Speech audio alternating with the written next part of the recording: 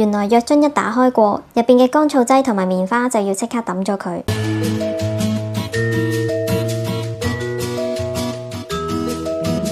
藥樽入邊除咗一嚿棉花，入邊仲有一包仔寫住 Do Not Eat 嘅乾燥劑。乜佢哋唔係攞嚟吸濕嘅咩？呢啲咁細包嘅乾燥劑，佢嘅吸濕容量只係計由出廠去到未開封之前，佢嘅設計就係喺呢個密封嘅藥樽入邊吸收埋入邊剩低極微量嘅水分。而香港嘅濕度長期喺80%，所以一打開個藥樽，乾燥劑就已經吸滿咗水。如果有溫度嘅變化，反而仲會放濕添。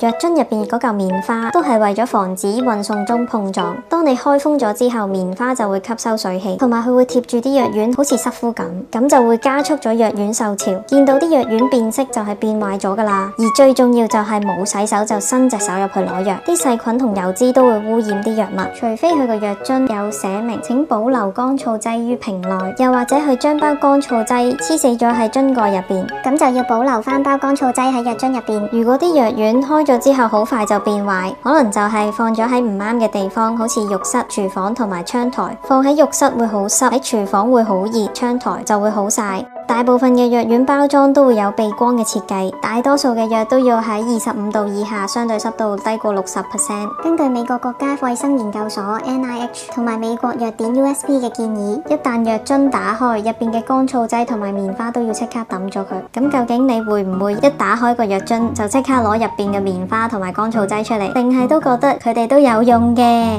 我都想知究竟你會點做呢？快啲訂閱威醫生活懶人包啦！支持我講多啲點樣揀最好嘅產品。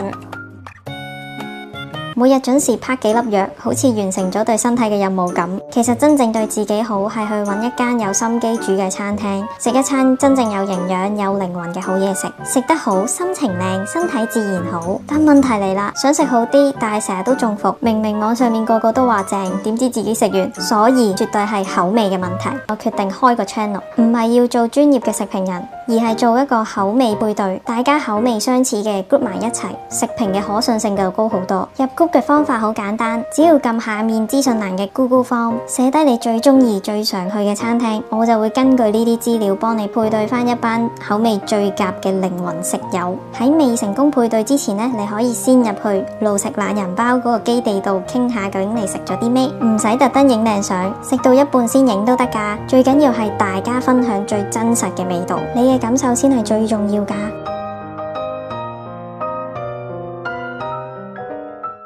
快啲 cap 低我呢幅 QR code 填咗佢啦，真係會配對到㗎。